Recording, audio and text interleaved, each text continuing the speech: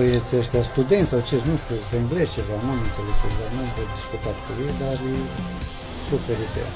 Sunt termeni dezafectați, readus la viață. Întâmplător am văzut trotineta micuțului pe aici și nu știu ce se întâmplă. Am intrat înăuntru, l-am găsit aici, îi place, se distrează. Nu știu despre ce e vorba, știu că e frumos înăuntru. Aici a fost înainte o, nu știu dacă e un cuvânt spus corect, o nenorocire. Acum văd că e ok, e frumos înăuntru.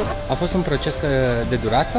Inițial, când voluntarii au vrut să vorbească despre ce se întâmplă, au fost oameni primitori, dar și oameni foarte, foarte reticenți, că vin tineri, va fi gălăgie și așa mai departe. Dar după primele 2 săptămâni de lucru efectiv, de igienizare, de amenajat spațiu, localnicii, oamenii din cartier și-au schimbat perspectiva, nu numai că au fost mult mai îngăduitori, au venit în ajutor, cu unelte, inclusiv cu zacuscă sau fursecuri, încât să-i ajute pe voluntari să pregătească spațiile și să transforme în sine ceea ce se întâmplă aici în fiecare centru.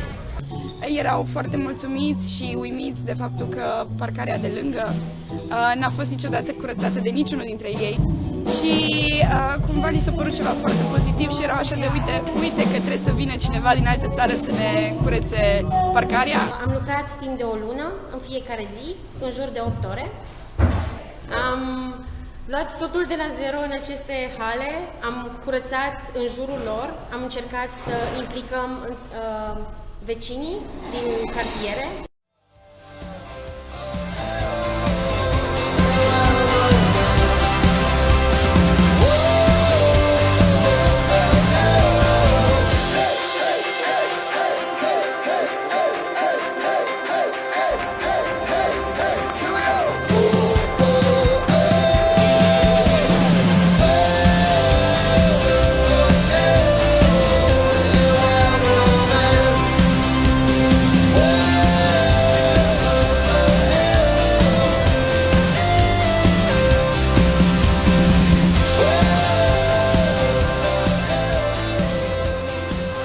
Este proiectul pilot prin care începem să creăm aceste centre, astfel încât să putem oferi timișorenilor și tinerilor din Timișoara, la nu mai mult de un sfert de oră de mers pe jos, un spațiu cultural sau un spațiu de activități.